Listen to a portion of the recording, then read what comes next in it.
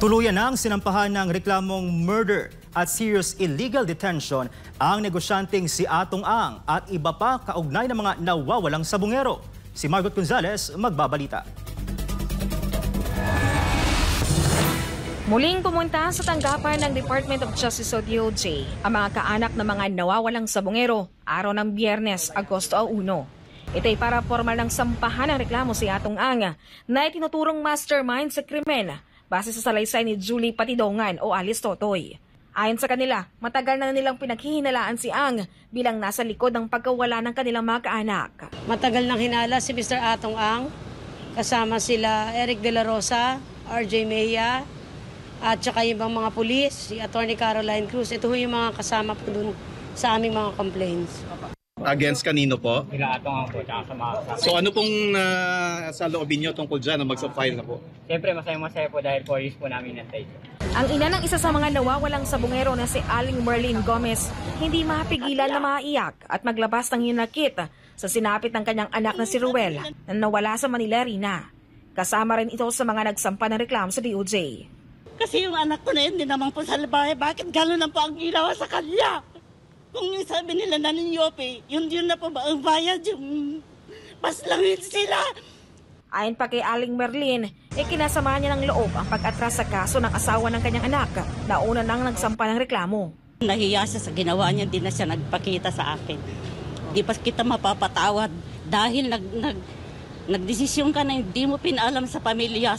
Personal ding tumungo si Alice Totoy sa DOJ. Kalakip na anya sa complaint na mga kaanak ang affidavit nito o ang kanyang nalalaman sa kaso. Una na rin sinabi ni Alice Totoy na ang dalawa niyang kapatid ay may nalalaman din sa kaso ng mga nawawalang sabungero. Ang National Prosecution Service ayaw munang magbigay ng anumang impormasyon tungkol sa mga inihaing reklamo ng mga kaanak. Ayon kay Prosecutor General Richard Fadulyon, isa sa ilalim pa ito sa masusing review upang matukoy kung may sapat na basihan para sa preliminary investigation.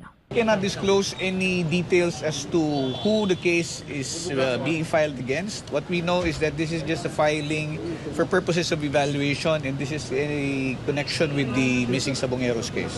Like we said, we cannot give any information yet kasi evaluation pa lang ito. I mean, to be fair about it, when you go through evaluation, it is as if no case yet has been filed for preliminary investigation. Sa Justice Secretary Sus Crispin Limulya, sinabi na si Atong Ang ang main player sa missing Sabongero case. Siya ang may-ari siya ang main player sa Isabong . Siya ang main player dyan, siya ang amo ni Totoy or Dondon. Pera niya pinababayad para sa trabaho na ginagawa ng mga kontraktor na pulis. Kaya ang mahalaga talaga dito ay malitis to. Samantala ang kampo ni Atong Ang, sinabi na ang Patidongan Brothers ang totoong mastermind sa kaso, bagay na binara ni Remulla. Natural for them to concoct their stories. Yung talaga, gawain talaga ng ng mga abogado. Di ba? Sabi ko nga, ang kalaban namin dito, the best lawyers money can buy. Pera-pera lang yan sa kanila.